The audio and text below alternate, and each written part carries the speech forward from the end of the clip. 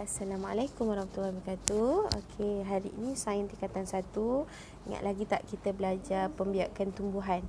Okey, pembiakan tumbuhan, sebelum ni kita dah belajar tentang tumbuhan ni ada dua jenis bunga, kan? Okey, bunga ada unisex. Unisex ni apa? Okey, unisex ni bunga dia ada satu bunga jantan sahaja ataupun bunga betina sahaja. Bermaksud dalam satu bunga ada organ jantan saja, organ pembiakan jantan saja, atau bunga yang ada organ pembiakan betina saja. Okey. Untuk bunga biseks, okey, biseks ini bila kita kata ada dua. Dalam satu bunga ada dua-dua organ pembiakan, jantan dengan betina. Itu kita dah bahas minggu sebelum ni. Okey, kemudian dan Ustazah pernah masuk tentang pendebungaan. Okey, pendebungaan ini adalah satu proses yang mana kita nak pindahkan butir debunga. Butir debunga ini adalah gamet jantan. Gamet jantan bagi tumbuhan kita panggil sebagai butir debunga. Okey, kita nak pindahkan gamet jantan iaitu butir debunga dari enter. Kenapa kita kata dari enter? Sebab gamet jantan ataupun butir debunga ini dihasilkan di kawasan enter. Inilah kilang dia, enter. Okey, kita nak pindahkan butir debunga dari enter ke stigma. Stigma ini adalah organ pembiakan betina. Jadi gamet jantan akan bertemu dengan gamet betina. Okey, jadi proses pemindahan untuk memindahkan butir debunga ini kita panggil dia sebagai pendebungaan.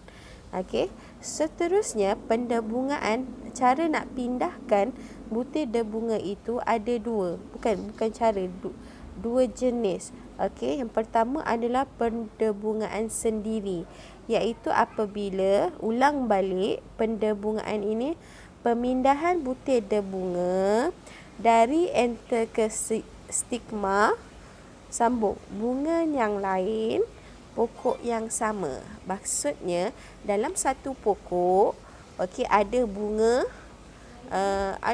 jantan dengan bunga betina dalam satu pokok, macam buku teks kita. Okey, dalam satu pokok ada bunga jantan, ada bunga betina. Jadi bila butir debunga ini dipindahkan ke bunga yang lain, kita panggil pendebungaan sendiri. Ataupun boleh jadi bunga ini bunga jenis biseks. Okey, dia ada kedua-dua organ pembiakan. Jadi apabila butir debunga dipindahkan dari enter ke stigma, bunga yang sama.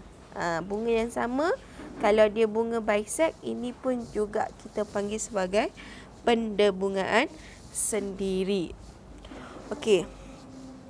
Jenis yang kedua adalah pendebungaan kacuk. Okey, pendebungaan kacuk pula dia berbeza. Apa yang beza pada gambar ini? Kalau sini satu saja pokok, kat sini dua pokok. Ada dua pokok. Okey, macam mana pendebungaan kacuk? Bila dua pokok dia melibatkan bunga yang berlainan. Jadi ini adalah pemindahan butir debunga, okey, dari enter ke stigma, bunga yang lain. Okey, bunga yang lain, pokok pun yang lain, pokok A dengan pokok B, tetapi pada pokok yang spesies pokok yang sama. Okey, boleh faham tentang pendebungaan ada dua jenis? Apa jenisnya? Okey, pendebungaan sendiri dengan pendebungaan kacuk. Kacuk ni boleh kita kata pendebungaan kahwin pokok. Ada dua pokok yang berlainan tapi spesies yang sama. Itu adalah pendebungaan. Kalau dia tanya jenis pendebungaan, ada dua jawapan, sama ada sendiri ataupun kacuk. Okey. Kemudiannya kita nak tahu macam mana kita nak pindahkan butir debunga ni. Bagaimana kita nak pindahkan butir debunga ini ke stigma? Jadi kita perlukan ejen. Okey, ejen yang boleh membawa butir debunga. kita panggil sebagai ejen pendebungaan. Ejen pendebungaan boleh jadi daripada haiwan, serangga ataupun daripada angin. Okey, kita tengok pada haiwan dan serangga. Okay, macam mana haiwan dan serangga dapat membantu dalam pemindahan butir debunga. Okey, dia nak bantu butir debunga ini pergi ke kawasan bunga yang lain. Okey, macam mana ia berlaku? Okey, bila haiwan ataupun serangga ini hinggap ke kawasan bunga, di atas bunga tersebut, apa yang terjadi? Butir debunga akan melekat pada badan haiwan tersebut, badan haiwan ataupun serangga. Okey, bila dia hinggap ke atas bunga yang ada debunga, jadi debunga itu akan melekat pada badan haiwan tersebut. Okey, setelah itu, okey, bila dia pindah ke bunga yang lain, jadi butir debunga yang ada di kakinya akan jatuh ke bunga yang lain. Okey, jadilah boleh jadi buah. Okey, tapi ciri-ciri bunga untuk ejen haiwan dan atau serangga, okey, bunganya selalunya berwarna-warni. Okey, kenapa dia berwarna-warni? Sebab kita nak menarik perhatian. Okey, nak menarik perhatian haiwan ataupun serangga. Okey, kemudian ciri bunga yang dibawa oleh ejen daripada haiwan dan serangga ini, mestilah bunga ini ada nektar.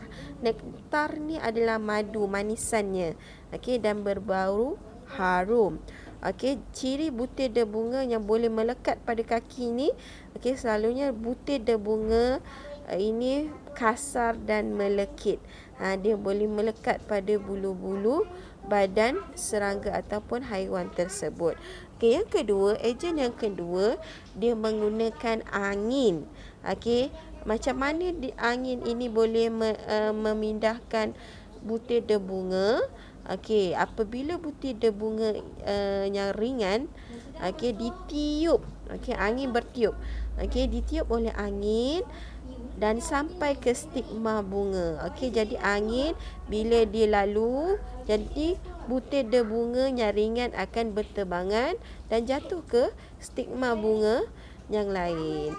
Okey, jadi ciri bunga untuk disebarkan oleh angin selalunya berwarna putih dan pudar. Dia tidak menarik perhatian.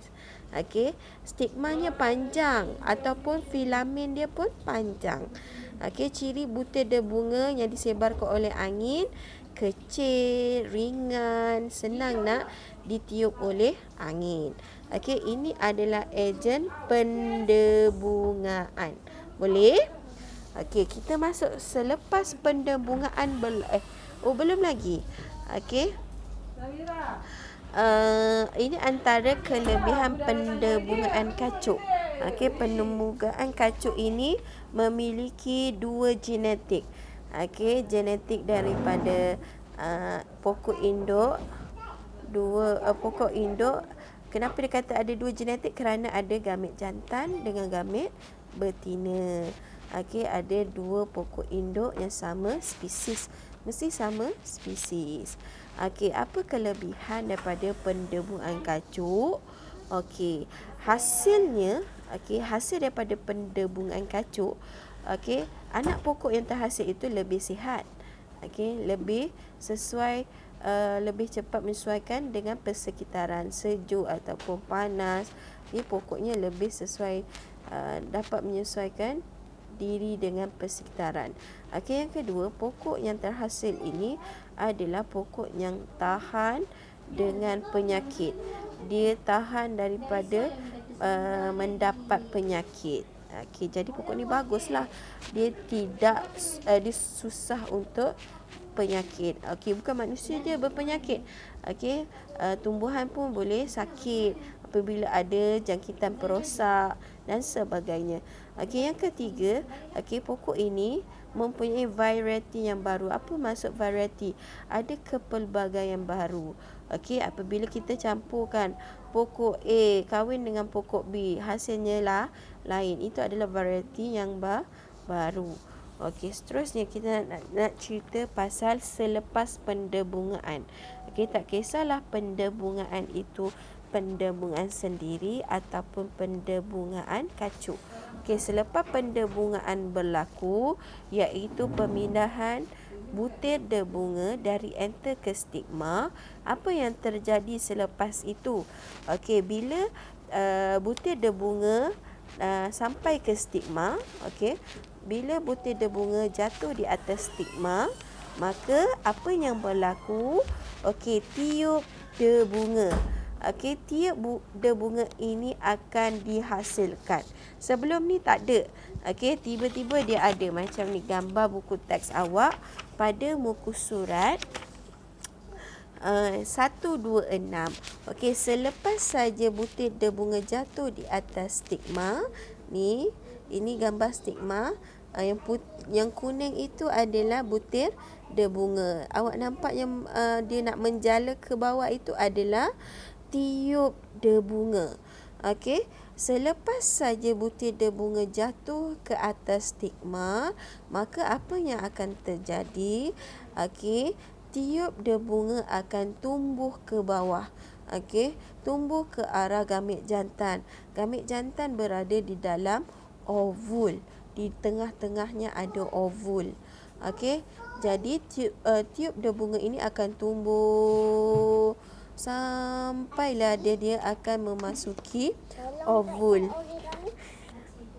Okey, kita sambung. Mana tadi? Okey, tiup debunga tadi, okey, dia akan tumbuh ke arah ovul. Kenapa dia nak pergi ke sini? Sebab di sinilah kawasan gamit jantan. Jadi selepas dia sampai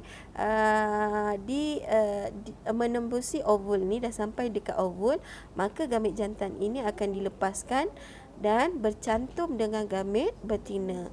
Okey, akan berlaku satu lagi proses iaitu proses persenyawaan.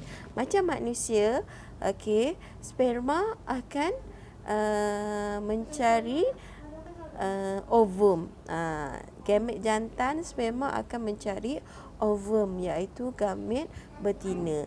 Okey, setelah itu apabila gamit jantan bergabung dengan gamit betina, maka itu kita panggil sebagai persenyawaan. Kalau manusia, dia akan membentuk zigot. Membentuk zigot ni kemudian membesar membentuk bayi. Tapi untuk tumbuhan, dia akan selepas berlaku persenyawaan ini akan berubah menjadi, okey, bunga ini akan berubah menjadi, bukan bunga ni, okey, ovul ini dengan ovari ini akan berubah menjadi buah dan biji benih. Okey, buah dan biji benih. Jadilah buah anggur, buah mangga dan sebagainya selepas persenyawaan berlaku. Okey? Okey, seterusnya. Okey, lepas tu, okey, ovul ni lepas persenyawaan berlaku, ovul akan membentuk biji benih. Ovari ni akan jadi isi buah. Okey, biji benih, okey, biji benih ini ada dua jenis. Okey, biji benih ada dua jenis. Satu namanya monocotyledon.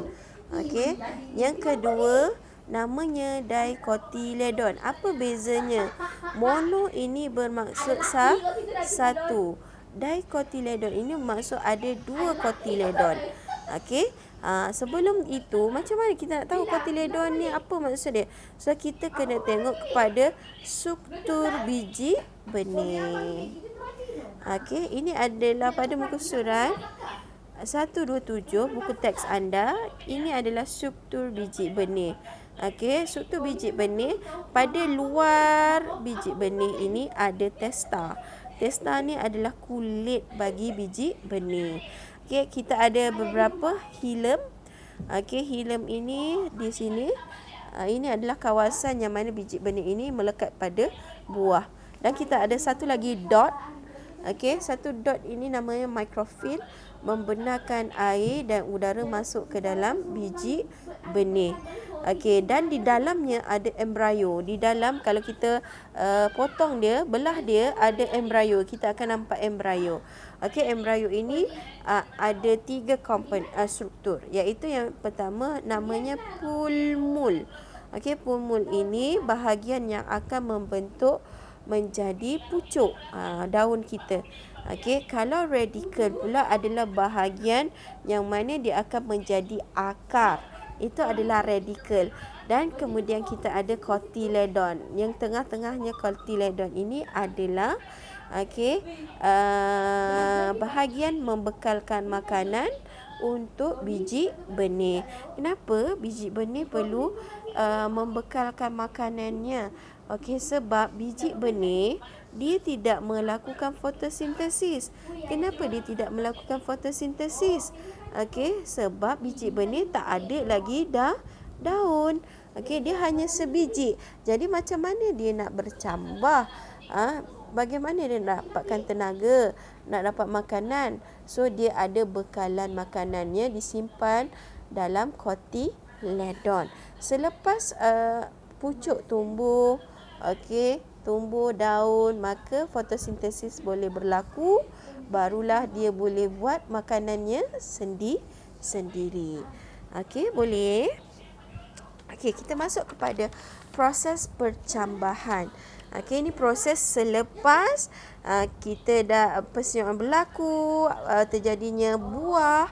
Okey, ada biji benih. Okey, biji benih ni kita nak tanam. Okey, nak jadikan anak pokok. Anak pokok. Okey, itu adalah percambahan. Percambahan pula, okey, kita ada 2. Sebelum bercambah biji benih ini, okey, percambahan testa, kulitnya akan pecah. Okey, radikal akan mula muncul. Radikal tadi apa? Akar. Akar akan mula muncul, tumbuh ke bawah, manakala pulmul akan tumbuh ke atas sebagai pucuk. Itu adalah percambahan. Okey, apabila dari biji benih ini dia nak membentuk anak pokok. Okey. Okey, jadi bila dia nak bercambah, okey, dia perlukan air, dia perlukan udara dengan suhu yang sesuai. Barulah biji benih yang bulat itu boleh bercambah. Okey, air, mesti ada air. Di kawasan yang kering, gersang tak boleh tumbuh. Okey, mesti ada udara, oksigen, mesti ada suhu yang sesuai. Okey. Okey, untuk percambahan ini ada 2 jenis. Okey, macam mana dia bercambah? Okey, ada 2 jenis. Satu namanya epigil. Epigil ini adalah percambahan. Epigil ini adalah yang mana keadaan pokok ini nak jadi anak pokok, tumbuhan keluar. Okey, cotyledon dia mana ni? Okey, cotyledon untuk percambahan epigil akan keluar dari tanah. Awak boleh nampak gambar yang warna coklat ni adalah cotyledon. Okey, bila dia nak tumbuh pucuk, pulmul, okey, cotyledonnya terangkat dari tanah, naik ke atas. Okey, keluar daripada tanah. Ini adalah percambahan epigil. Okey, kalau percambahan hipogil, okey, bila pulmul dengan radikal nak bercambah, okey, cotyledon tetap berada di dalam tanah. Masih lagi tetap berada di dalam tanah. Ini adalah hipogil. Okey, dan semasa pencambahan mesti ada 3 syarat ini, iaitu dia ada air, ada udara dengan suhu. Okey. Okey, kita nak semak jawapan 2 minggu lalu. Buku aktiviti yang Ustazah suruh awak buat, muka surat 37. Okey, soalan nombor 4A. Kita haid merujuk pada satu siri perubahan yang berlaku pada dinding uterus dan ovari. Dan pada kitaran haid kita ada 4 fasa. Okey, dekat sini dia tertera 3 fasa dulu. Okey, padankan fasa dalam kitaran haid dengan jangka masa yang betul. Okey, yang pertama, fasa pemulihan adalah daripada hari yang ke-6 hingga hari yang ke-11. Okey, fasa haid berlaku pada hari pertama hinggalah hari yang ke-5 dan fasa subuh adalah hari yang ke-12 hinggalah hari yang ke-17. Okey, tandakan right pada pernyataan yang betul. Yang pertama, tempoh kitar haid dipengaruhi oleh faktor-faktor seperti perubahan emosi, tekanan mental dan aktiviti fizikal seseorang perempuan. Betul ke salah? Menopause merupakan satu fasa yang mana sel telur dibebaskan. Salah. Menopause ni di mana satu keadaan organ pembiakan wanita tidak mengeluarkan lagi sel telur. Menopause.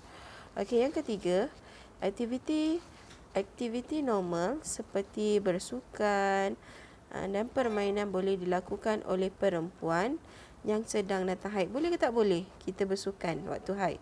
Boleh, betul. Semasa haid, seorang perempuan sepatutnya melupuskan tual wanita ke dalam tandas. Ya ke? Kita letak dalam tandas. Salah. Apabila seorang wanita mengalami masalah kitar haid yang tidak stabil, wanita tersebut suka untuk merancang atau mencegah kehamilan. Betul. So, yang mana betul? Satu, pernyataan yang pertama, ketiga dan kelima. Muka surat 38. Soalan nombor 5. Rajah di bawah, ini rajahnya, menunjukkan proses W. Yang berlaku antara sperma dengan ovum. Apakah proses W? Sperma, ovum bergabung membentuk zigot. Ini adalah proses persenyawaan. Proses persenyawaan sperma, ovum bergabung membentuk zigot. Apakah yang dilakukan oleh proses? Apakah yang dimaksudkan oleh proses yang dinyatakan? Persenyawaan ialah proses percantuman nukleus sperma dengan nukleus ovum. Soalan B. Rajah di bawah menunjukkan plasenta dan tali pusat yang menghubungkan fetus dengan ibunya.